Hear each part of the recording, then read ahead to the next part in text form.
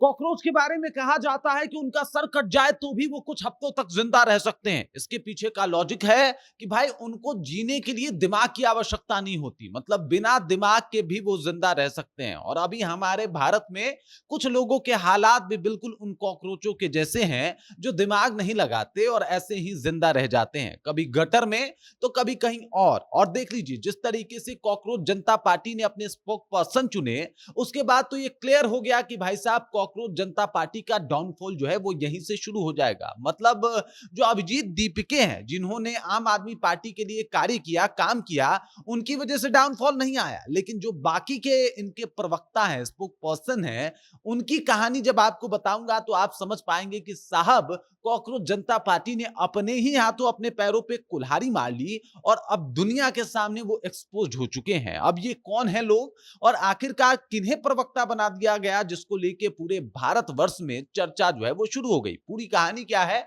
सब कुछ आपको विस्तार पूर्वक बताएंगे, समझाएंगे, लेकिन उससे पहले मेरा परिचय जान लीजिए। मेरा नाम है रजत और आप जनता जंक्शन देख रहे हैं। देख लीजिए, कॉकरोच जनता पार्टी का जब उद्गम हुआ, जब स्टार्ट हुआ, तो लगा कि वाकई ये युवाओं की आवाज बनेगा, वाकई ये बन सकता था। लेकिन इसके बाद इसके ऊपर कुछ लोगों का कब्जा हो जाता है। कब्जा ऐसे लोगों का, कुछ ऐसी विदेशी ताकतों का, जो लोग भारत का ज्यादा जो है वो फायदा नहीं चाहते। आज दिल्ली के जंतर मंतर पे इन लोगों का आंदोलन चल रहा है। एक बार फिर से आजादी आजादी के नारे लगाए जा रहे हैं। बीजेपी से आजादी, भाजपा से आजादी, मोदी से आजादी और तमाम तरीके के ऐसे नारे लगाए जा रहे हैं। और इसका मतलब साफ है कि वो दौर जो कभी हम देख आए हैं, उसे ये दोहराने की कोशिश कर रहे हैं। अफसोस की बात है कि ऐसा नहीं हो सकता। अब देख लीजिए, कॉकरोच जनता पार्टी में वो कौन दो प्रवक्ता है जिनको ऑफिशियल तौर पे प्रवक्ता जो है वो बना दिया गया है।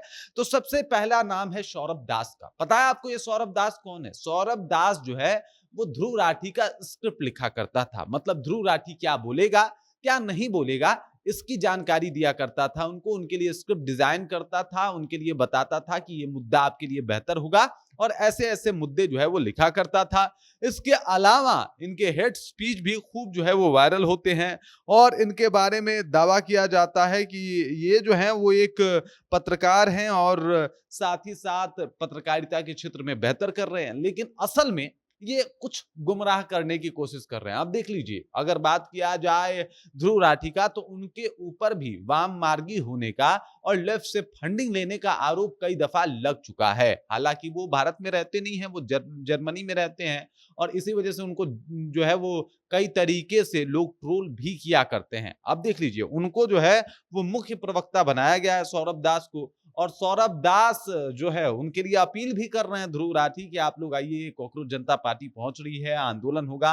इस तरीके के तमाम तरीके के दावे किए जा रहे हैं।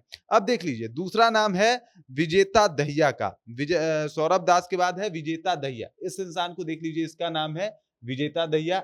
और ये जो आपको शख्स दिखाई दे रहा है, इसका नाम है सौरभ दास, यानी ध्रुव राठी का स्क्रिप्ट राइटर। ये जो आपको शख्स दिखाई दे रहा है विजेता दहिया, इसके बारे में आपको बता दे रहा हूं। ये हिंदुइज्म पे लगातार कमेंट करता है, शिव के ऊपर, शंकराचार्य के ऊपर और धर्म ग्रंथों के ऊपर इसके अनाप शनाप जो वीडियोस हैं वो लगातार वायरल होते हैं और ये लगातार हिंदू धर्म को ट्रोल करता हुआ दिखाई देता है। मतलब इसको सारी खराबियां जो है वो हिंदू धर्म में ही दिखाई देती है। ये कभी किसी और अन्य धर्म के बारे में, किसी और मजहब के बारे में ये कभी नहीं बोल पाया और लगातार जो है वो हिंदू धर्म को टारगेट किया। सबसे आसान है हिंदुस्तान में रह के हिंदू धर्म को टारगेट करना। कई नेता करके जो है वो विधायक और मंत्री तक पहुंच गए, तो इसको लगा कि शायद ये आसान तरीका होगा और उसने यही तरीका आजमाया और आज कॉकरोच जनता पार्टी का ये प्रवक्ता बना फिर रहा है। ये जो है इस तरीके का इंसान है। अब देख लीजिए, एक और नाम है शर्जील ईमान।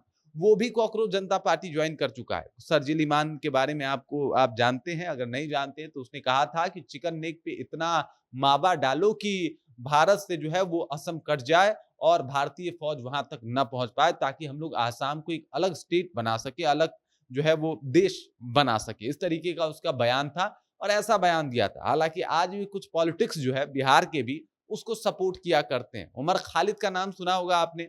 ये जो आपको शख्स दिखाई दे रहा है, जो ध्रुव राठी का स्क्रिप्ट राइटर है, इसने उमर खालिद के बारे में जो है वो कहा है कि भाई साहब ये वो तो बहुत बहादुर इंसान है। ये इसका स्टेटमेंट है। उमर खालिद को ये बहादुर बता रहा है। ये वो उमर खालिद है जो 2020 के वक़्त में जो है वो लगा रहा था भारत के खिलाफ नारे, भारत तेरे टुकड़े होंगे इंशाअल्लाह, इंशाअल्लाह। जी बिल्कुल, वो शख्स वही था उमर खालिद और उसी के लिए इसने शब्द प्रयोग किया था कि भाई साहब वो तो बहुत बहादुर आदमी है। अब आप इससे अंदाजा लगा सकते हैं कॉकरोच जनता पार्टी ने अपने ही पैरों पे कैसे कुल्हाड़ी मार ली। अभिजीत दीपके जो आम आदमी पार्टी से पहले ताल्लुक रखते थे, इस बात से कोई फर्क नहीं पड़ता था कि वो आम आदमी के का सपोर्टर रहे हैं एक टाइम पे। बहुत लोग अलग-अलग पार्टियों को सपोर्ट करके आगे बढ़े हैं।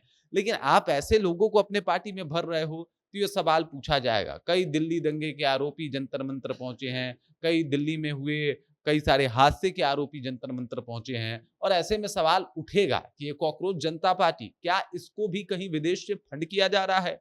एक आपको बता दूँ कि कॉकरोच जनता पार्टी का ही एक लीडर है, वो वीडियो बना के कह रहा है कि जो भी कॉकरोचेस हैं, वो लाठियाँ लेके पहुँचे क्योंकि अगर पुलिस हाथ छोड़ेगी तो हम भी चुप नहीं बैठेंगे। वो लोग सोच रहे हैं कि जैसा नेपाल में हुआ था, हम वैसा प्रोटेस्ट यहाँ पे भी कर सकते हैं। बेटा, नेपाल और भारत में बहुत फ़र्क है।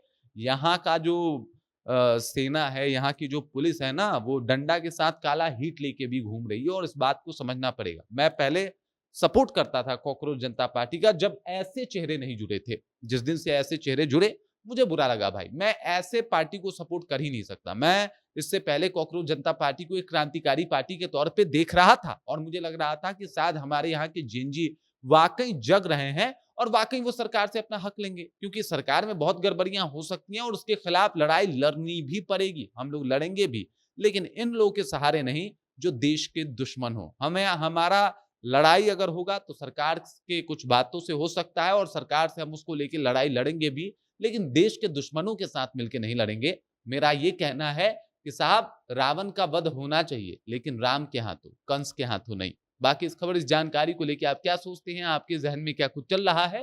कमेंट कीजिए, अपना विचार हम तक पहुँचाइए। बाकी आप देख रहे हैं जनता जंक्शन और मेरा नाम रजत है।